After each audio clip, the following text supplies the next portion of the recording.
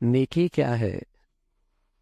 اللہ کو راضی کرنے کے لیے جیسے اس نے کہا ہے ویسے کر لو، ثواب کی لالچ میں، یہ نیکی ہے۔ اگر یہ تینوں چیزیں نماز میں نہیں تو نماز بھی عادت ہے، نماز بھی عادت ہے۔ حج میں نہیں تو حج بھی عادت ہے، عمرے میں نہیں تو وہ بھی عادت ہے۔ بیت اللہ میں جائے، یہ تین چیزیں نہیں ہے، عادت ہے۔ باتھ روم میں جائے، بیت الخلاء جائے، ہاں کیسے جائے؟ اس طریقے سے جاؤں کہ اللہ راضی ہو جائے، جیسے نبی نے بتایا ویسے چلا جائے۔ یہ کیوں کر رہا ہے؟ تاکہ ثواب مل جائے، یہ جانا عبادت بن جائے۔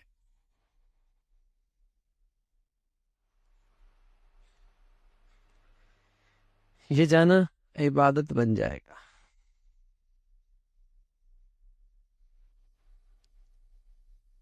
اسے راضی کرنے کے لیے جیسے اس نے بتایا ہے ویسے کر لو، اور لالچ ہو اللہ اجر و ثواب دے دے۔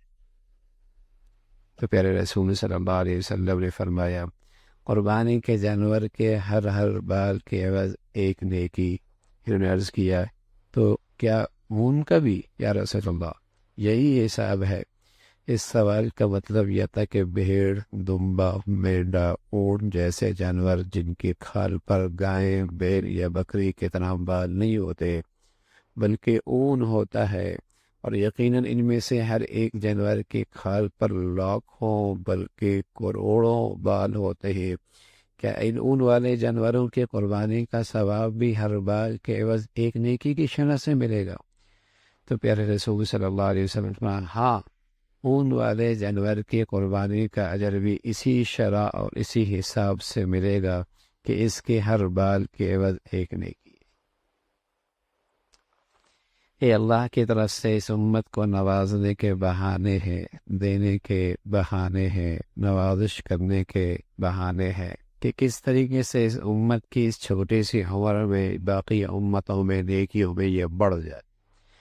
اور یہ سب اللہ کے حبیب صلی اللہ علیہ وسلم کے صدقے میں ہے کہ ان 3 دنوں کے اندر، قربانی کے ان 3 دنوں میں وہ نیکیاں رکھی ہیں جو پورے سال میں کوئی نہیں ہے۔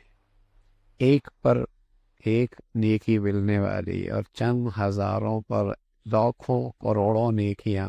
ہاں یہ دنیا مادی ہے، یا انسان مادی نقشوں کی طرف بڑی رغبت، بڑی شوق رکھتا ہے کہ کسی کو بتا دیا 10 لاکھ پہ 10 کروڑ، 10,000 پہ 10 کروڑ، کیا کہنے بھائی، رات بھر لین لگا دے گا اور نہ جانے اس کے لیے کتنی مشقت اٹھائے گا۔ نظر آ رہا ہے نا؟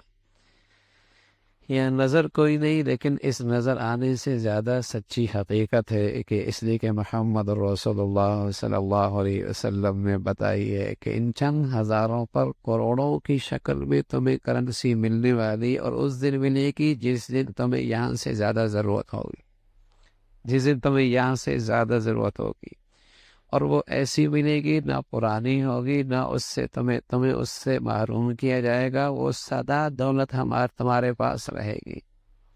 اس پر تو اللہ ہمیں غیب پر اور زندگی کا صحیح یقین نصیب فرما دے۔ تو پھر تو نہیں بول دے یہ تو سیزن کا موسم آیا ہے، کمائی کی یہ گھڑیاں ہیں، کیوں نہ خوب کما لیا جائے، پھر پتہ نہیں کس کو کون زندگی کے دن ملتے۔